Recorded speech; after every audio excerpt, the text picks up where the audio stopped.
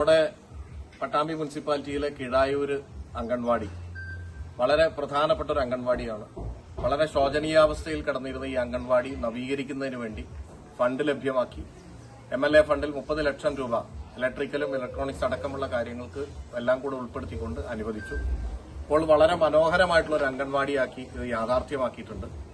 ഇതിന്റെ ഉദ്ഘാടനം ബഹുമാനപ്പെട്ട കേരളത്തിന്റെ ഭക്ഷ്യ പൊതുവിതരണ വകുപ്പ് മന്ത്രി ശ്രീ GR അനിൽ അവർകളാണ് നിർവഹിക്കുന്നത്. അദ്ദേഹം 17-ാം തീയതി വൈകുന്നേരം 5 മണിക്കാണ് ഇവിടെ നേരിട്ട് വന്ന് നിർവഹിക്കുന്നത്. ഈ ഉദ്ഘാടന ചടങ്ങിലേക്ക് എല്ലാവരെയും ക്ഷണിക്കുകയാണ്. ഈ അംഗൻവാടി വളരെ മനോഹരമായ ഒരു സ്മാർട്ട് അംഗൻവാടിയായി മാറുന്നതിൽ ഏറെ സന്തോഷമുണ്ട്. പരമാവധി തദ്ദേശ സ്ഥാപനങ്ങളും അതുപോലെ തന്നെ സർക്കാർ ഫണ്ടുകളും ലഭ്യമാക്കിയാണ് നമ്മുടെ മണ്ഡലത്തിൽ അംഗൻവാടികൾ നിർമ്മിക്കുന്നത്. അതിൽ കഴിയാത്ത അംഗൻവാടികളെ MLA ഫണ്ട് കൂടി കൊടുത്തുകൊണ്ട് ഏറ്റെടുക്കുന്ന പ്രവർത്തനമാണ് നടക്കുന്നത്. എന്തായിരുന്നാലും പട്ടാമ്പി മുനിസിപ്പാലിറ്റിയിലാണെങ്കിലും പട്ടാമ്പി മണ്ഡലത്തിലാണെങ്കിലും ഏറ്റവും കൂടുതൽ അംഗൻവാടികൾ നവീകരിക്കാൻ കഴിഞ്ഞൊരു കാലം കൂടിയാണ് ഈ കാലം എന്നതിൽ നമുക്ക് എല്ലാവർക്കും സന്തോഷം.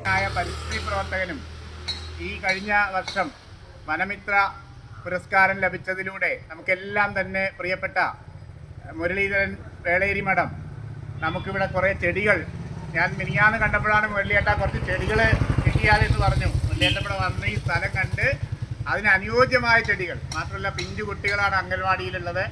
അവർക്ക് ആവശ്യമായിട്ടുള്ള ഔഷധ ചെടികൾ, അതാണ് ഇതിൻ്റെ പ്രത്യേകത.